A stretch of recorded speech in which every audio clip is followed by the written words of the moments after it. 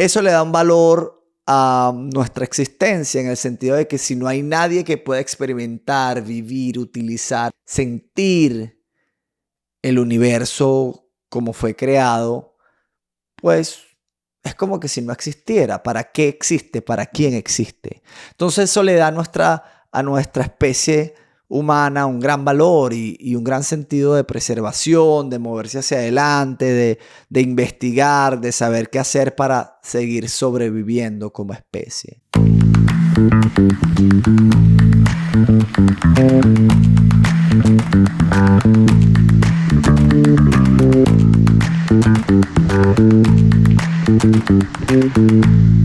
¡Boom! Caemos abatidos por la falta de ganas, asfixiados por un nudo en la garganta que amenaza con hacernos perder la vida que con tanto esfuerzo hemos logrado. Es el gran choque entre nuestros sueños y nuestra aplastante resistencia al cambio. Esa inercia que nos mantiene amarrados al status quo. El mismo trabajo, la misma rutina, el mismo cansancio. Todo para preservar lo que sí queremos de nuestra vida. Tenemos el ímpetu creativo de Dios encapsulado en un cuerpo limitado por leyes naturales implacables. A pesar de parecer irreconciliables, estas dos fuerzas son totalmente complementarias. Lo material es el vehículo de lo divino para la gran puesta en escena de la creación. Nuestra tarea es adquirir las herramientas apropiadas para construir lo que realmente soñamos. Lograrlo requiere un esfuerzo espiritual y físico, el cual tendrá que ser aún mayor si por esas cosas de la vida llegamos a la cima de la montaña incorrecta. Aquí no tenemos alas, sino piernas. No nos queda más remedio que volver a bajar paso a paso, y la clave está en disfrutar el sendero. De lo contrario, ¡boom!, caeremos abatidos por la insoportable depresión. Bienvenidos nuevamente a Más Rico a los 30 y pico. Su servidor Daniel Menjar, súper feliz y agradecido que se encuentren conmigo de nuevo el día de hoy. Hoy quiero hablar de nuestras metas, de esos proyectos con los cuales tenemos invertido todos nuestros sueños a veces. Y a veces también nos identificamos con ellos como que si alcanzarlos fuera a definirnos, fuera a crear una estructura para nosotros personal de estabilidad, de éxito y de felicidad constante y permanente. Y obviamente no es así, no es permanente. Llegamos a una montañita y tenemos que escalar la siguiente. Hablando, por cierto, de depresión, cuando no tenemos la posibilidad de llegar a alcanzar nuestras metas o cuando en la búsqueda de nuestras metas nos encontramos totalmente confundidos, hartos, asqueados, sin sentido de propósito real. A mí me gusta mucho la analogía que hace el actor, famoso comediante además, Jim Carrey, sobre la depresión. Y él dice que la depresión es cuando algo dentro de nosotros dice ya basta, estoy harto de este personaje el cual me has dado, ¿no? Y a mí me parece eso brillante. De cierta forma, la depresión, en su sentido más básico, es estar hartos del personaje que hemos adquirido dentro de este plano de vida. Y me llama la atención porque Jim Carrey es un actor tan excelente, tan dedicado, tan comprometido con su oficio, que es capaz de transformar totalmente su personalidad en pro del personaje. Y cuando existen actores así que se convierten, se estudian a una persona al punto de que se comprometen a convertirse en esa persona por el tiempo que dure la obra, yo veo ese oficio como un acto hasta espiritual, una práctica espiritual.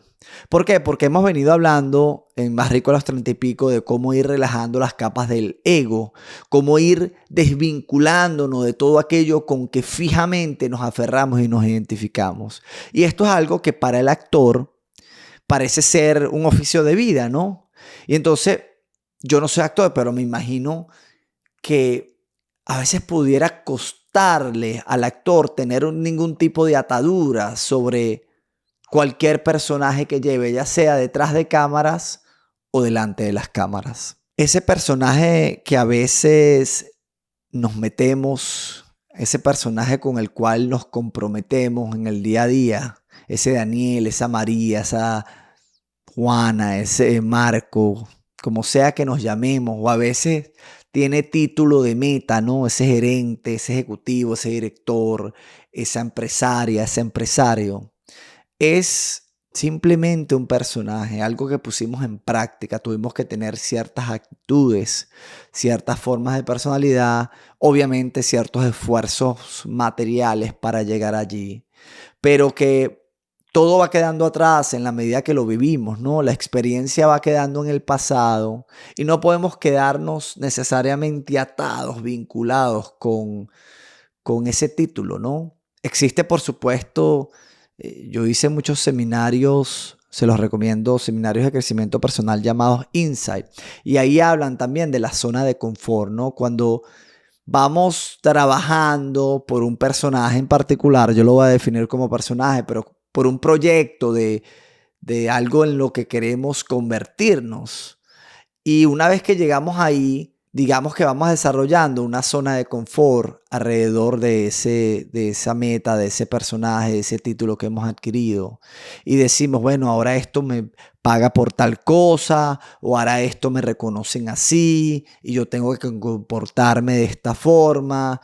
Y hacemos todo por mantenerlo, porque es lo que ya conocemos, es lo que ya nos brindó éxito, y a veces nos da miedo entregarnos a otro camino, explorar una nueva faceta de vida y vamos desarrollando cualquier tipo de elemento que nos permita mantenernos en ese estatus como persona, en ese estatus ya sea profesional, deportivo, artístico, familiar, incluso en nuestro rol o nuestro papel familiar y cualquier tipo de etiqueta que de cierta forma marque la pauta de nuestro comportamiento, ¿no?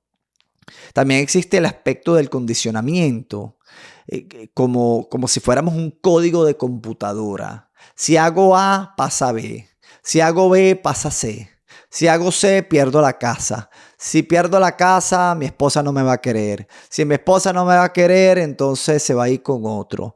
Si se va con otro, me deprimo y qué sé yo.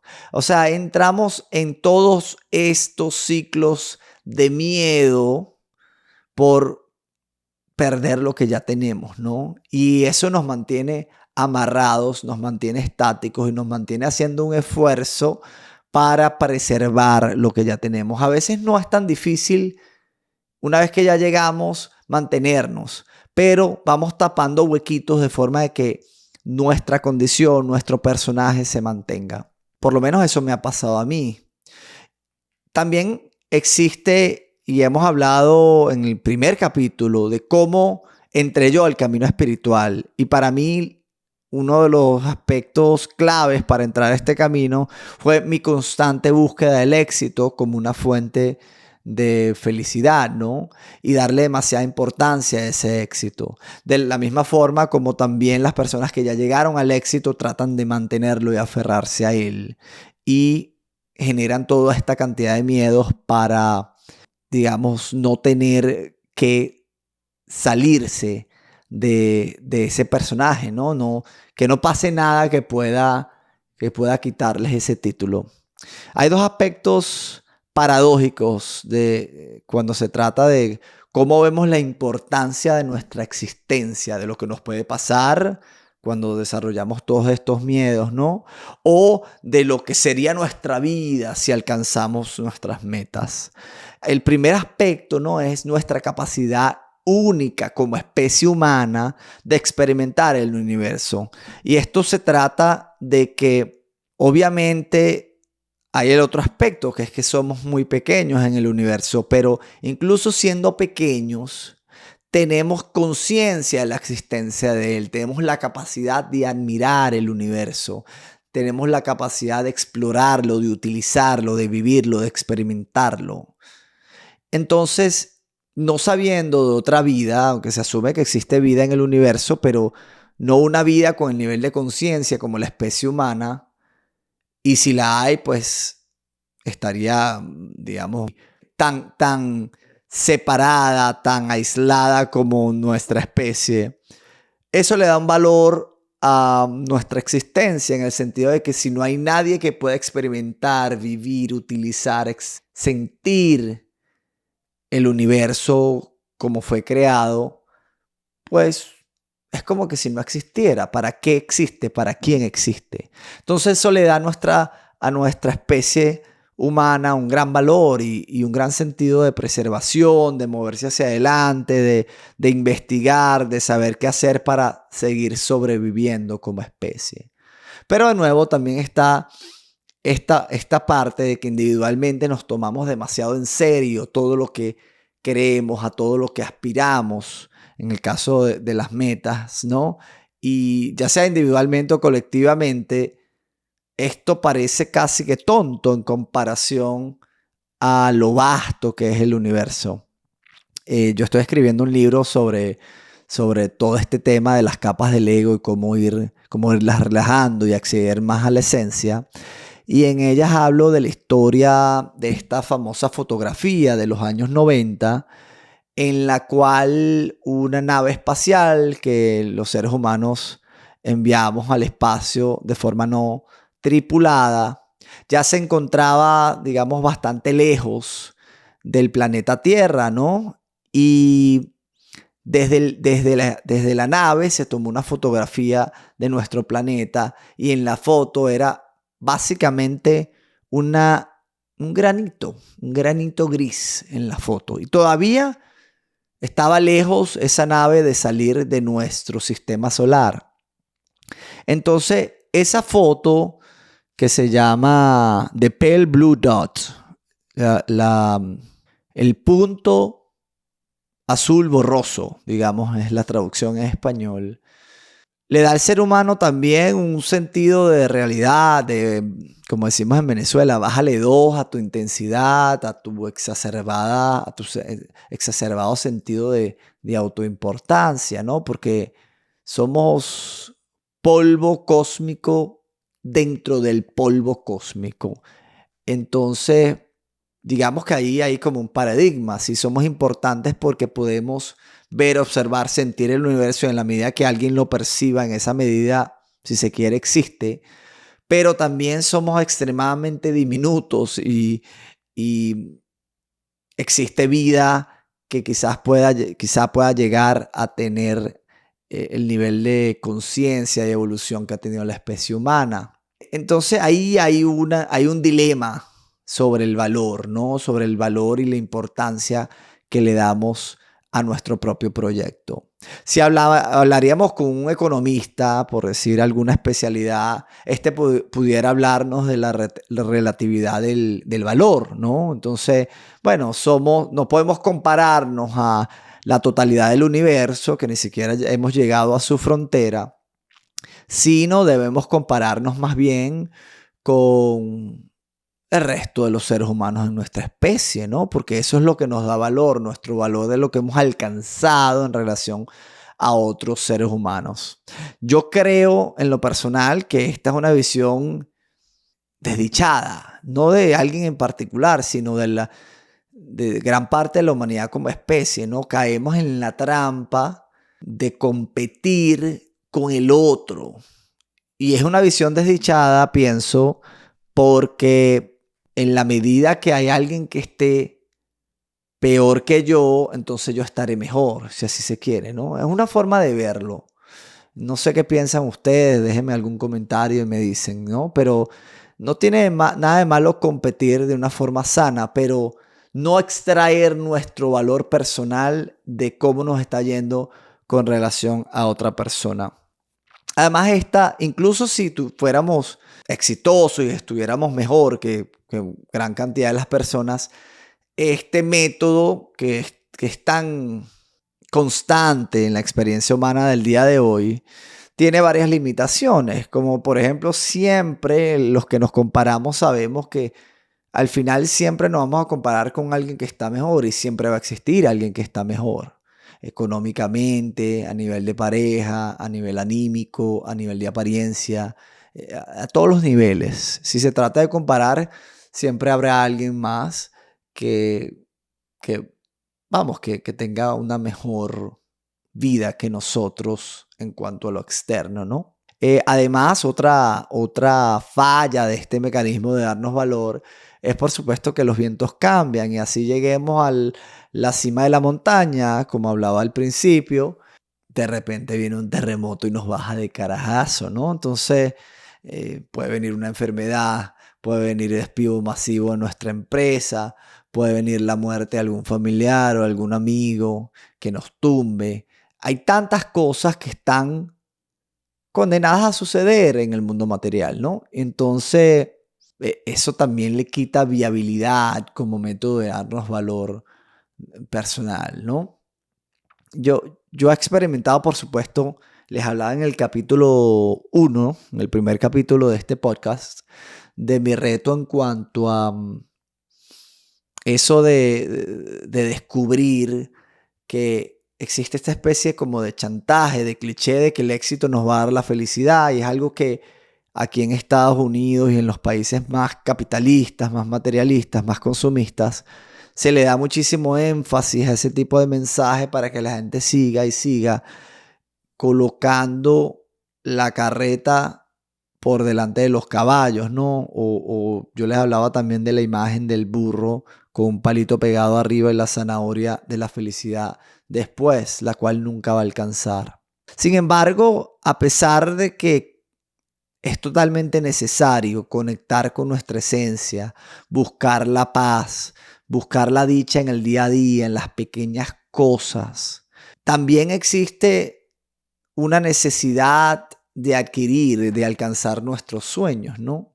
Actual en este sentido es, por ejemplo, yo estoy trabajando, o volví a trabajar en lo que más experiencia tenía, ¿no? Que es todo el tema logístico a nivel empresarial.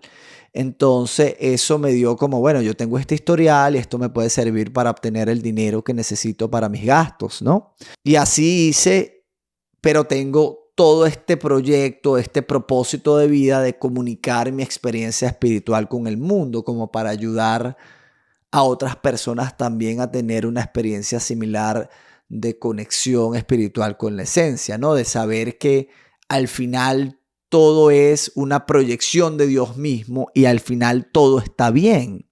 Entonces ese ha sido mi propósito y cómo llevarlo al mundo, cómo llevarlo a la mayor cantidad de personas es por supuesto un gran reto y un gran proyecto personal, sobre todo tomando en cuenta que paso 8 horas o más dedicado a un trabajo, digamos, más tradicional. Entonces mi reto ha sido, sobre todo en estos últimos meses, que me he activado más con este podcast, con escribir, con tener que investigar cómo lo hago exitoso, qué coloco en redes sociales, cuántas veces, todo este tipo de temas que estoy seguro que muchos de los que me escuchan están familiarizados. Me ha colocado como una disyuntiva, ¿no? Porque si quiero darle más al proyecto, siempre va a estar el trabajo ahí mientras necesite esa fuente de ingreso. Y a veces, como los dos mundos no se relacionan para nada, a veces hay esa fricción. Y esa fricción yo tiendo a ignorarla quizás, a decir, bueno, no pasa nada, sigue, sigue, sigue. Pero hay un elemento que se va frustrando, un aspecto de mí que se va desanimando, que va diciendo no lo vas a lograr, no lo vas a lograr así, te hace falta esto, se hace falta esto, no tienes el tiempo. Y eso como que va goteando y va permeando en lo emocional hasta que ha surgido incluso bajones emocionales, ¿no? Y uno pudiera decir, bueno, pero si el éxito no es lo que te va a dar la felicidad, no te la va a dar en la medida que tú te identifiques con el resultado final y que esperes a que el resultado final sea la fuente de esa felicidad. Sin embargo, nuestra capacidad natural como ente consciente, humano y creativo necesita ser explorada, experimentada, puesta en el mundo. Y yo agregaría más, yo diría, bueno, no es solo hacer música, es encontrar una forma efectiva de compartirla con el mundo. Es como si tuviéramos una especie de responsabilidad, ¿no? De construir algo tangible, visible, real. No es engañarnos y decir, bueno, yo lo voy a hablar por aquí si me escuchen 2 personas. No, es decir, lo voy a hacer con un esfuerzo intencional para lograr el mejor resultado posible. No voy a medir mi felicidad en el resultado, voy a disfrutar el proceso, pero tengo que darle esa viabilidad porque con eso me comprometí. Para eso es un propósito, ¿no? Es más que una pasión, es algo que adquiero como un objetivo determinado. Y es ahí, yo creo, que está el mayor reto, cómo sopesamos las limitaciones humanas de las cuales le hablaba en esa primera parte de este episodio. Todos tenemos que dormir 8 horas, todos tenemos que trabajar y ganar ingresos, todos tenemos que compartir con otras personas, ya sea familiares, pareja o quien sea, somos entes sociales, todos tenemos necesidades fisiológicas, ¿no? Entonces, todo eso requiere un tiempo y además todos tenemos que dedicarle a nuestro bienestar espiritual, a conectar con nuestra esencia, de la forma como lo hagamos. Todas nuestras necesidades emocionales, espirituales, fisiológicas, etcétera, están allí y requieren en este plano un tiempo. Entonces, cuando tú le agregas a eso un propósito, tienes un gran reto en la medida que ese propósito no sea parte o esté vinculado con el resto. O, digamos, sea un ente separado del resto. Yo he intentado en mi propósito en particular decir, bueno, yo tengo una práctica espiritual que me conecta con mi esencia y eso me da gran energía, gran placer y gran sentido de perspectiva en la vida, ¿no? Entonces, que mi propósito sea comunicar lo espiritual me mantiene conectado con mi práctica. Entonces, hasta ahí, bueno, eso tiene un punto. Sin embargo, mi práctica espiritual no toma tanto tiempo, ¿no? Entonces, también pasaría yo a construir una fórmula para darle viabilidad. Entonces escribo en las horas de almuerzo, entonces digo, bueno, quizás me quedo un tiempo más en la noche. ¿Cómo hago para que este propósito también sea una fuente de ingresos para mí? Si se tratara de conectarlo con el trabajo, ¿no? Hasta cierto punto, como una fuente de ingresos. Alguien más pudiera conectar su propósito a nivel familiar, entonces ya está practicando su propósito con el tiempo que pasa con su familia y con sus amigos. Es buscar que ese punto donde tu propósito no vaya en contradicción con las cosas que tienes que hacer en el tiempo limitado del día que tienes, ¿no? Y ahí hay un reto importante y hay que estar muy pendiente. Yo me paso de cierta forma pensando, por ejemplo, cuando renuncié a mi trabajo anterior para abocarme a lo que estaba sintiendo espiritualmente en ese punto más álgido de mi experiencia espiritual y luego la emergencia espiritual que tuve. De cierta manera eso fue también como decir, bueno, ya basta, voy a tomarme el momento para encaminarme a lo que quiero. Y fue un poco destructivo en cuanto a que no logré transicionar de una forma efectiva a un propósito, sino que tiré como todo a la basura hasta cierto punto, ¿no? Entonces ahí no estoy seguro que ese sea el mejor método. Si tenemos la oportunidad incluso de reunir o de hacer lo que tengamos que hacer para transferir o alinear ciertos aspectos de nuestro día a día con ese propósito, yo creo que eso es elemental. Y hay que hacerlo de una forma organizada. Si podemos tener los recursos para, digamos, poner una pausa rápida, pues genial, pero no todos tenemos esa posibilidad, ¿no? Entonces, creo que ha sido un aprendizaje volver al mundo corporativo Yo busqué también hacer trabajos, por ejemplo, en el mundo de la filantropía, etcétera, pero eso tiene, obviamente no como gran donante, sino como trabajador de alguna organización filantrópica sin fines de lucro, pero eso también tenía un elemento de muy limitado en la cantidad de puestos de trabajo. En fin, no se me dio más fácil volver al mismo tipo de trabajos que tenía. Y de nuevo, ahí hay un reto porque es fácil decir, bueno, déjame echar para adelante en mi trabajo y ascender, etcétera, y olvidarme lo demás. Pero cuando uno adquiere un propósito, ese propósito es como esa manifestación de tu actitud creativa, de tu actitud como creador, de tu arte. Ese elemento que yo lo conecto muchísimo con la fuerza o con ese ente de la creación misma, ¿no? Que es es la energía creativa, ¿no? Dios es la energía creativa. No, de nuevo, no como un ente separado a nosotros, sino como la totalidad de la creación que se transforma y se transmuta en distintos paradigmas, distintos aspectos, distintos elementos materiales. Em, ya hablamos del cliché del éxito, ¿no? No es buscar llegar a un lugar para ser. Entonces, en algún momento toca replantearse todo tu sistema de valores, si hiciera falta, para encaminarte hacia algo que te mantenga quemando esa energía creativa. No solo se trata, en mi propia exploración personal, de conectar con esa verdad auténtica, de despertar, de encontrar la paz interior a través de la meditación, de alinearme con mi esencia. Eso es un gran aspecto, pero luego que te alineas con ella y dices, bueno, voy al mundo, estoy en el mundo, ¿cómo utilizo las herramientas que la vida me ha dado para también colocar un grano de arena y que me haga sentir bien y que me guste y que sea chévere para mí, para ti? Yo creo que la vida nos va llevando a veces a carreras, a circunstancias equivocadas. Pensamos que queríamos algo, quizás en un momento lo queremos, pero ya no. O quizás lo quisimos por contrastar o por agradar a nuestra familia, por desagradarla también. Pero de repente dijimos, bueno, pero eso no es una razón suficientemente válida para mí para estar en esa circunstancia. Quiero cambiarla. Dichoso el que desde el principio conectó con su instinto y se encaminó hacia su propio sendero, hacia su propia cima y ha podido lograr muchísimo más. Pero gran parte de la humanidad no está allí.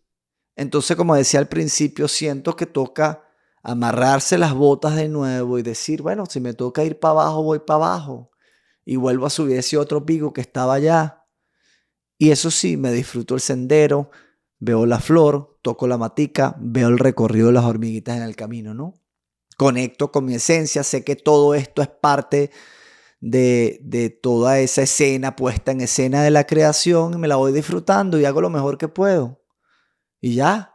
Por supuesto que siempre existe el reto de no volverse a dormir, ¿no? Cuando uno está haciendo un esfuerzo titánico, está concentrado en 5 o 6 cosas a la vez, porque te toca quizás hacer tu trabajo, concentrarte en tu familia, en tu hobby, más el propósito, sacarlo adelante, hacerlo exitoso.